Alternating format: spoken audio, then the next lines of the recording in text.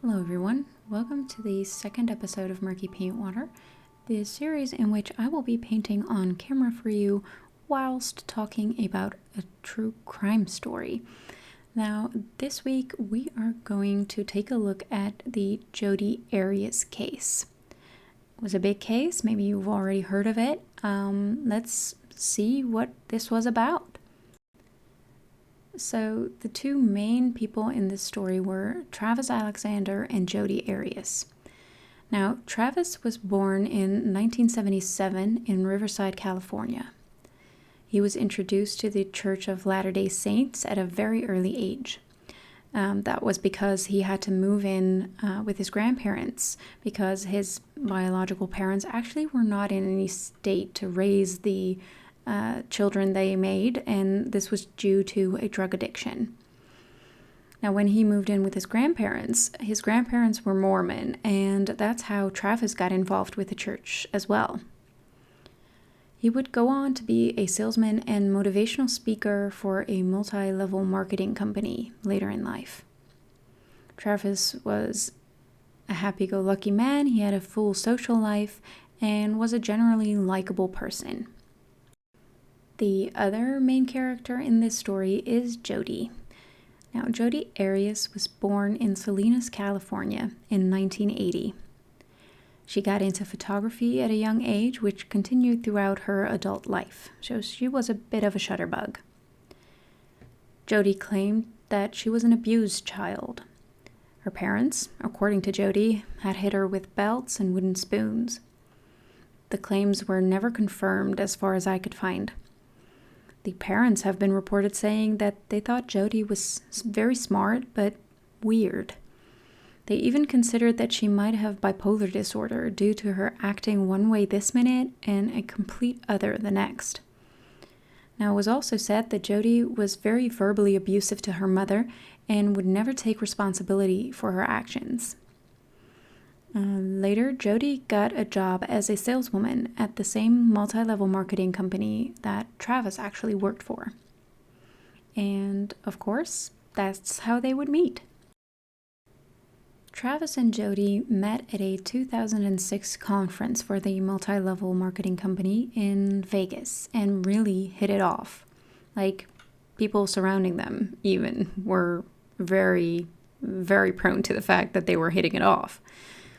Now, they stayed up all night talking, and Travis was, according to bystanders, smitten, and so much so that he actually thought that Jodi was the one, like, the woman he would go on to marry.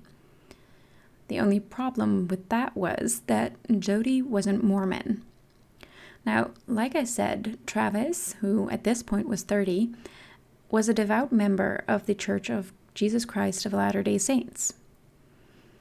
Before they parted, Travis had told Jodi that she really should read the Book of Mormon. Jodi was 27 when they met. And because they lived far apart, they would essentially begin a long-distance relationship. And during that time, Travis would make sure to slip in some Book of Mormon quotes, get Jodi more educated about Mormonism, etc. And I mean, the man is a salesman and a motivational speaker. So within months, Jodi actually converted to Mormonism and was baptized. Travis, being a church elder, was actually the one who baptized Jodi too. So there was nothing at that point standing in the way anymore of Travis and Jodi starting an official relationship. Now, mind you, they would still live apart, but they did meet often, and because they were far apart, house-wise, they would go on trips together to spend time together. Now, in the 5 months of their relationship, they exchanged a crazy number of emails. Not just we're in love numbers of emails, but 82,000 emails, to be exact. I mean, that amount in my frame of reference, well, it seems a bit obsessive. I mean, who am I to judge? Maybe I'm just not very prone to emailing everyone all day. Now, next to these emails, they also shared the bed together. A lot. Like a lot. I wasn't there, of course, but it's reported that they couldn't get enough of each other and that Travis had actually called Jodi his kryptonite. Now, of course, we know kryptonite makes Superman weak, and that's a bad thing. Well, the same goes for Travis. Since the Mormon faith is firmly against premarital intercourse, and Travis was Mormon, Travis felt this heavy burden because of the fact that he had had premarital sex. He knew he wasn't supposed to, but he said it was like he was addicted to Jodi at that point. Of course, Jodi would go over to Travis's house from time to time. Now, friends and roommates of Travis have reported they found the relationship between Jodi and Travis toxic. They did not like Jodi. They said she was very possessive of Travis. Like, she would literally follow him everywhere. So if Jodi was visiting, you couldn't see Travis without Jodi being there. She followed him to the bathroom and everything.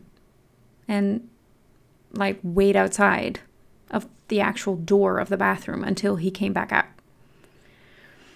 Friends had talks with Travis about this, and after a while, he saw it too, you know? And that was when Travis actually broke up with Jodi after 5 months of their official relationship. After they broke up, Jodi would not leave Travis alone. She kept emailing him and kept in contact with him. She even moved, without telling Travis, 10 minutes away from where he was living. Like, he didn't know anything. It's quite creepy to do such a thing, in my opinion. Well, she says this is because Travis begged her to move out to Mesa, Arizona, where he lived. But I doubt that, seeing Jodi's other behaviors. Well, so Jodi was super chuffed with herself, you know, so she decides to bring Travis a surprise visit when she moved to Mesa to tell him, hey, you know, we're practically neighbors now. So fun. But when she gets there, drama. There's another girl there, like a date situation. So Jodi observes Travis and this other girl through the window, like a true stalker.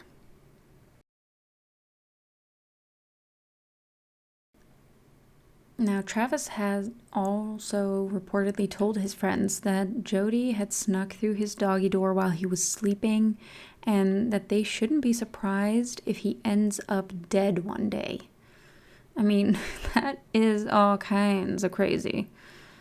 Now, she wasn't welcome, obviously, but Travis did sometimes give in to her, and they would end up having sex again together.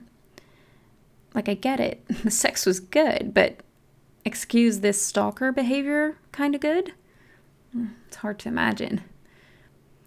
Now, things go from weird to worse, because since Jodi moved to Mesa, she doesn't have a job yet.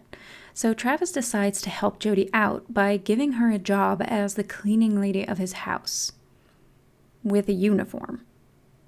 You know, the type of uniform like sexy maid outfit, super tiny and not practical? While all of this is going on, Travis is actually trying to move on. Jodi did not take him moving on well. She would slash his tires, hack into his social media accounts, stalked him on dates, and send the woman he had the dates with anonymous and angry emails. Now, there's this one account where Travis takes home a date. It's in the evening, so Travis and his date are in Travis's house. All of a sudden, Travis's dog starts barking, like it's something outside, being a good boy trying to protect the house. So Travis's interest is piqued. He's like, let me go outside, see what's going on. So he does. He goes outside to investigate. And who does he find? Well, I'll give you a hint. It's not Santa. Jodi. That's right. Jodi was outside, peeking in through the windows. Why? Well, she said to him that was because she was watching them sleep. I mean, just trying to make sure they're safe and all. This woman. Now, somehow, Travis at one point convinces Jodi to move back to California to her grandparents. Things settle down for a while, they both try to move on, etc., etc. Now, I don't know why, but one day Jodi decides to get back in contact with Travis and immediately does so a lot. They would have phone sex, and Jodi would, without Travis knowing, record the calls. I don't know why, but she did record the calls. Now, for reasons unknown, Travis and Jodi got in a fight, and emails exchanged between them made it very clear that Travis was done. Like, for good, done. Bye. Not happening. Good day. Then, on May 28th, 2008, a burglary occurred at Jodi's grandparents' house. Now, mind you, Jodi was also living there at that time. A .25 caliber automatic Colt pistol was among the items stolen from the house, and that was never recovered. However, some change lying out in the open there in the house wasn't stolen. Pretty random, I guess. Just keep this in mind. We'll get back to this point.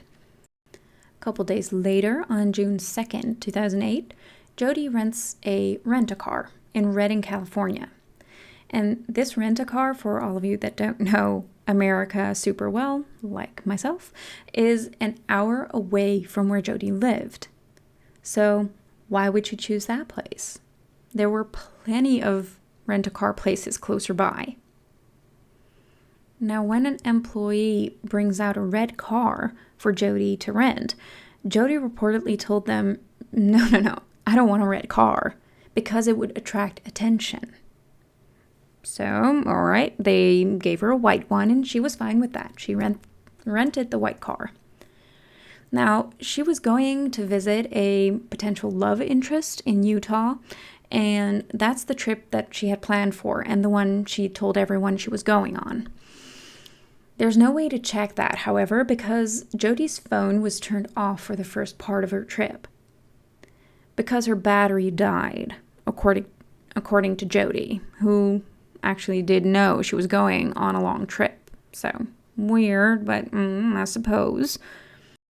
She did later turn on her phone, and during her trip, she was texting Travis all the time. She also left a voicemail on the night, actually, that it would be later determined that Travis was murdered, talking about meeting up and the trip she was on, and like how she, silly her, accidentally drove 100 miles in the wrong direction. Now, I'm from Europe, okay? So 100 miles means nothing to me. I looked it up. 100 miles equals 160 kilometers. Now, I know distances to travel tend to be longer and greater in America, but wrong direction for 160 kilometers. Like, was there no earlier exit? Was she driving 200 miles an hour?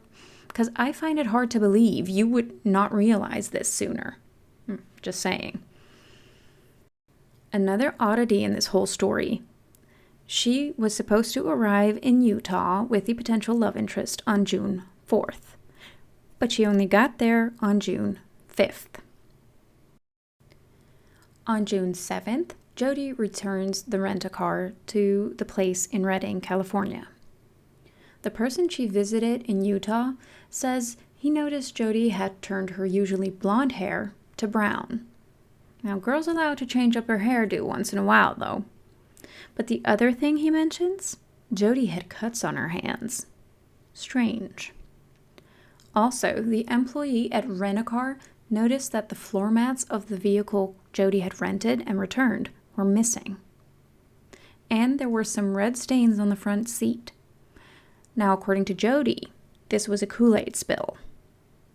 I'm no Bailey Sarian, but a suspicion is definitely in order here.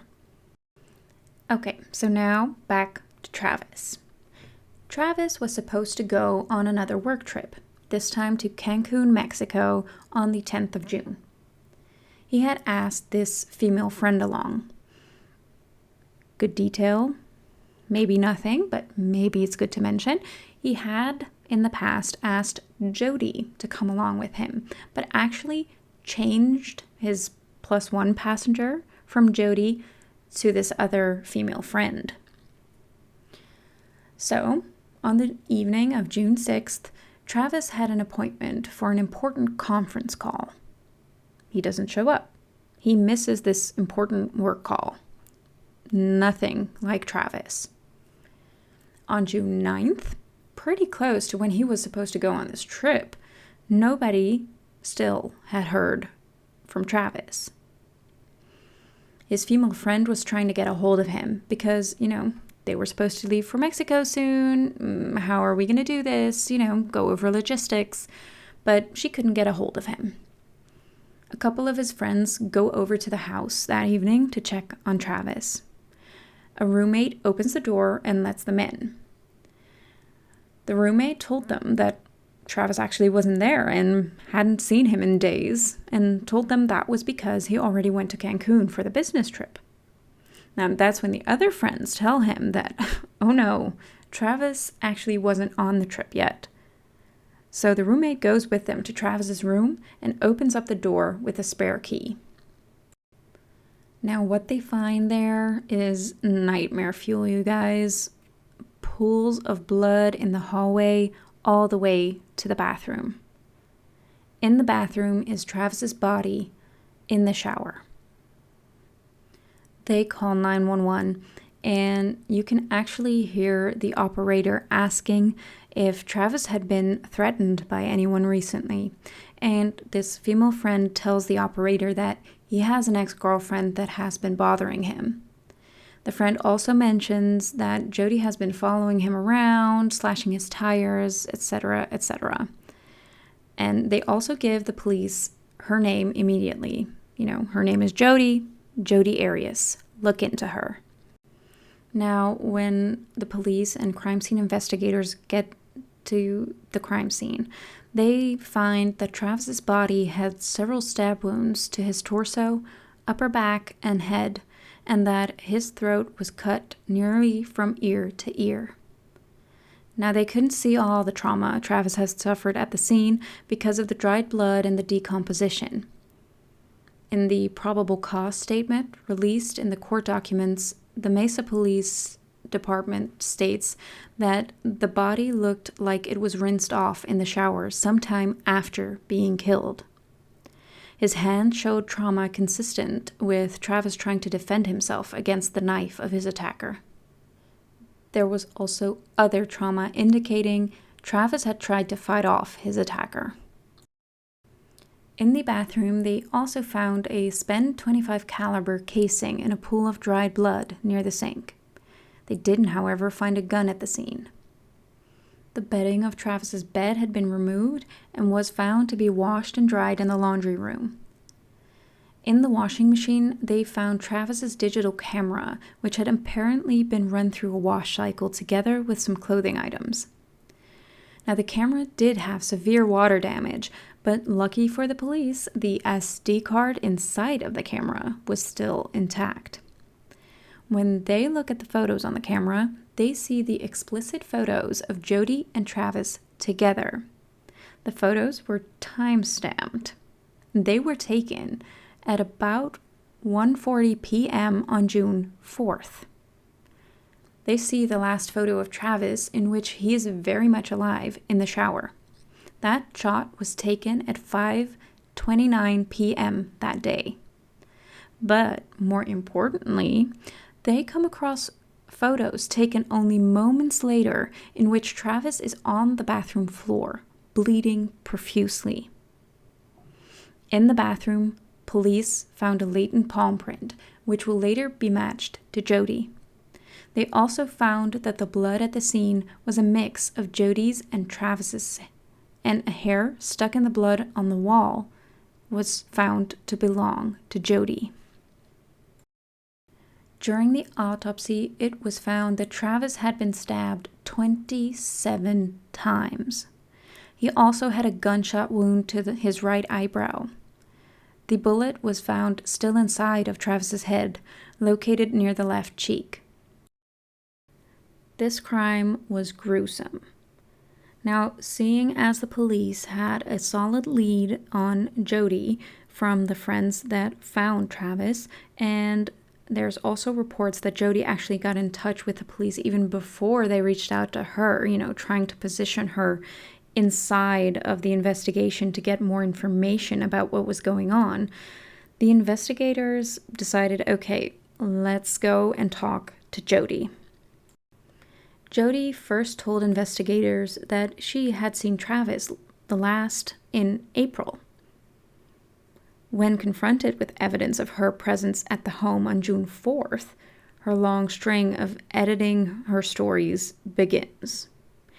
She changed her story into, well, actually, I was there, but I saw 2 unidentified individuals break in and attack Travis.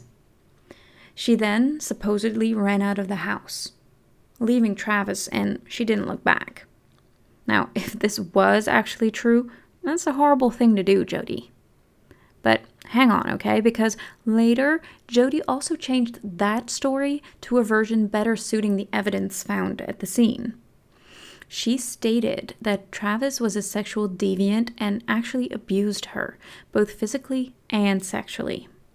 She went as far as saying that Travis wanted her to be his personal slave, which raises questions because after Jodi and Travis broke up, they actually stayed in contact. Like, why would you do that if somebody was this bad to you? But the most far-fetched story of Jodi's is yet to come. Before we get to that story, though, let's briefly take a moment to discuss Jodi's behavior in the interrogation room. Now, sometimes detectives will leave someone in the room alone. They might do this on purpose or actually need to pop out for a second to get briefed on potential new information to the case. Now, when Jodi is alone in the room, girl, she acts a fool. On the camera footage of the room, Jodi is seen doing a headstand. No, you did not misunderstand me. An actual headstand, feet in the air against the wall. Now, what in the world? But that's not all. Jodi also sings while she's alone. Yes, singing a song, talking to herself. This girl is tripping. Later, she said that was because she had to wait this long, and what else would you do, I suppose? But come on, it's not normal. Jodi pled not guilty to first-degree murder, although later she did admit to killing Travis herself, but she said that this was only in self-defense. The attorney's office sought the death penalty for Jodi. The prosecution claimed Travis was killed in a jealous rage by Jodi because he started dating other women. Of course, Jodi's defense disagreed. Like they should. It's basically their job. And they said that even though Jodi had enough of Travis's pushiness, he eventually roped her back in. In this version of events, Travis was reportedly so possessive of Jodi that he made her wear a shirt that said Travis Alexander's. There's actual photos of her wearing that shirt.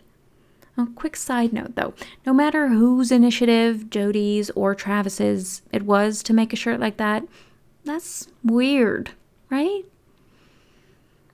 Now, when the trial was about to begin, like months earlier, Jodi told the judge she wanted to represent herself.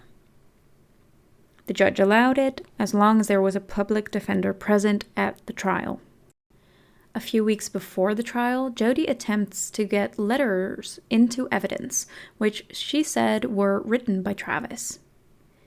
In the letters, supposedly Travis admits to being a pedophile. I mean, okay, this was a spin. She's going for it. She's going for the jugular. The letters were later tested and revealed to be forged.